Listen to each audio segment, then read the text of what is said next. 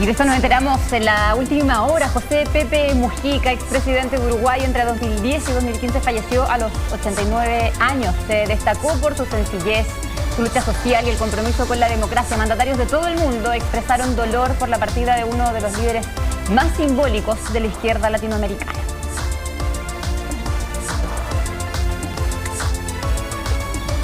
Y ahí estaba claro la reacción, el mensaje del presidente Boric. Ahí está el presidente. Esto se corresponde a un titular ya. Este es el mensaje que entregó el presidente Gabriel Boric en su cuenta X. Pepe querido, te imagino partiendo preocupado por la ensalada amarga que hay hoy en el mundo. Pero si algo nos dejaste fue la esperanza incombustible de que es posible hacer las cosas mejor pasito a pasito para no desbarrancarnos, como decías. Y la convicción innegociable de que mientras nos palpita el corazón y hay injusticia en el mundo, vale la pena seguir luchando. Te vas físicamente, pero te quedas para siempre. Te prometo que el olivo que plantamos en febrero en tu chacra florecerá. Un abrazo gigante a Lucía, que es otra gigante de América, a tu pueblo uruguayo, que tanto quisiste y al mundo entero que te tomó prestado. Gracias por la vida y las enseñanzas. Contigo será imposible el olvido.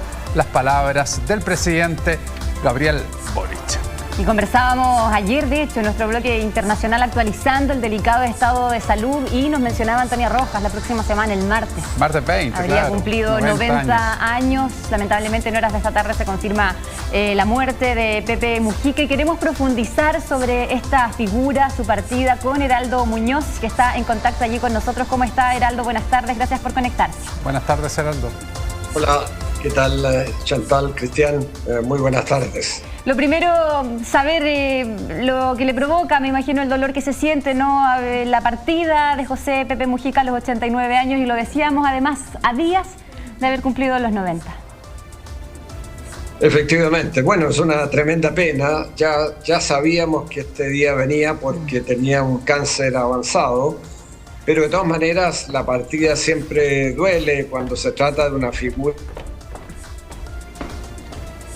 Sí, un ejemplo de lucha por la democracia, por el progresismo, desde una perspectiva de sencillez, de humildad, con posturas políticas consecuentes en materia de democracia, por ejemplo, y de una gran conexión que él tenía con la gente joven. Él hizo esta suerte de puente entre las generaciones de la guerrilla de los años 60 y 70 con los jóvenes de hoy en muchos lugares, no solo en su país.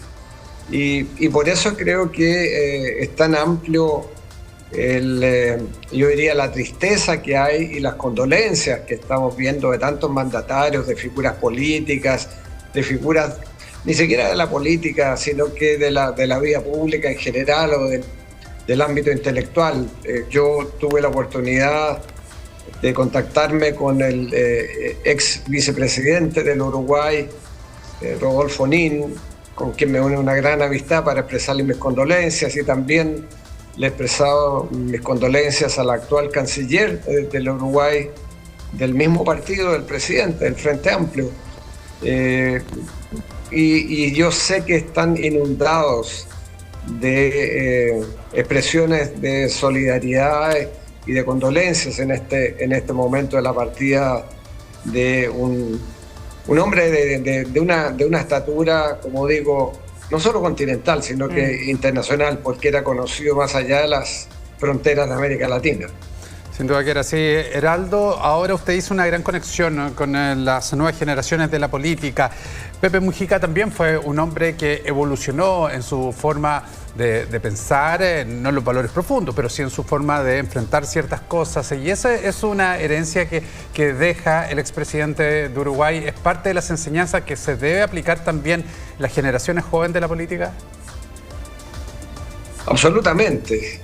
Yo creo que los principios y la ética las mantuvo intactas desde siempre. Lo que cambió fueron los métodos. Él, en un momento de la historia del Uruguay y de América Latina, tomó las armas. para combatir y buscar una sociedad más justa, y en eso él reconoció que se equivocó y lo pagó muy caro, porque primero fue baleado en una situación cuando iba a ser detenido, casi fallece en ese entonces, y luego durante la dictadura militar del Uruguay pasó 14 años preso. Y en un momento en una mazmorra donde prácticamente perdió el sentido de lo que estaba sucediendo, y luego tuvieron que llevar a un hospital en la cárcel. Entonces su perspectiva del mundo no cambió, pero sí cambió el método de enfrentar los objetivos y los anhelos de mayor justicia, de mayor democracia. Y por eso que del viejo guerrillero, se transformó en un parlamentario primero y luego nada menos que en presidente de la República, cosa que él nunca buscó, porque terminado incluso su periodo presidencial, volvió a la chacra de donde había salido. Con la misma sencillez de siempre. Y yo lo pude ver y lo encontré muchas veces en reuniones bilaterales, cuando fui canciller y acompañaba a la presidenta Bachelet en reuniones que tuvimos en Uruguay, lo recibimos en Chile, y luego yo estuve en varios encuentros político-académicos con él, en seminarios. Entonces siempre escuché una palabra de sabiduría de su parte, de la experiencia. Él siempre decía, bueno, los sueños son muy importantes, pero no desechen lo que tienen. Y era, creo que una manera también de decir, hay que buscar cambiar el mundo, pero hay que también reconocer lo que uno ha logrado, o lo que el país ha logrado, ¿no? Y fue además muy consecuente en decir que la dictadura venezolana era una dictadura, como era y como es la de Nicaragua, ¿no? Y por último dijo algo que me pareció muy interesante, porque dijo, bueno, por último, Cuba se declara una dictadura del proletariado, ¿no? Es un régimen de partido único, pero se declara y lo reconoce, en tanto que Maduro y Venezuela, decía Pepe Mujica, juegan a la democracia y después hacen elecciones que son un fraude, ¿no? Entonces nunca tuvo pelos en la lengua para decir lo que había que decir, desde una perspectiva de izquierda, pero sin embargo diciendo que el régimen de Ortega en Nicaragua o el de Maduro en Venezuela son una dictadura. Y yo creo que eso también le dio una estatura y ayudó a la coherencia de su pensamiento. Y bueno, usted mencionaba recién, ¿cierto?, los años que estuvo encarcelado. Hay una película también que retrata parte de esa, poco más de una década. Él se ha referido, o cuando se le consultaba por lo que le tocó vivir, por las balas que recibió también, que no vivía o no enfrentaba la vida desde el resentimiento ni del odio. Y se preocupaba mucho también de dejar ese mensaje claro. ¿Qué le parece? Que también habla de la estatura, ¿no?, que tenía Pepe Mujica. Bueno, efectivamente, él mencionaba que era importante el perdón y que no había que vivir con el odio, ¿no? Y nunca entonces tuvo un afán de venganza, sino que por el contrario, ¿no?, de reconocer sus errores y también de perdonar a los que lo habían encarcelado, lo habían torturado, lo habían mantenido preso durante 14 años. Y él decía, no es para parecer como una persona buena. Él decía, es que el odio no construye nada. Entonces, yo prefiero construir, decía. Y el odio no me ayuda a la tarea de construcción. Entonces, es una cuestión de principio, decía Pepe Mujica. Entonces, francamente, es muy loable, porque alguien que pasó 14 años preso, durante todo el periodo de la dictadura, hasta el año 85, desde alrededor del año 72, 73 hasta el 85, de repente podría haber terminado con una carga de resentimiento que, sin embargo, él logró superar y canalizar entonces todas sus energías en función de construir algo, ¿no? Claro. Y vaya que construyó algo importante no solo en Uruguay, sino que a nivel internacional, porque su figura se engrandeció y se reconoció en los más distintos rincones del mundo. Yo me acuerdo de haber escuchado un comentario respecto a ese documental, a esa película sobre Pepe Mujica en Corea del Sur.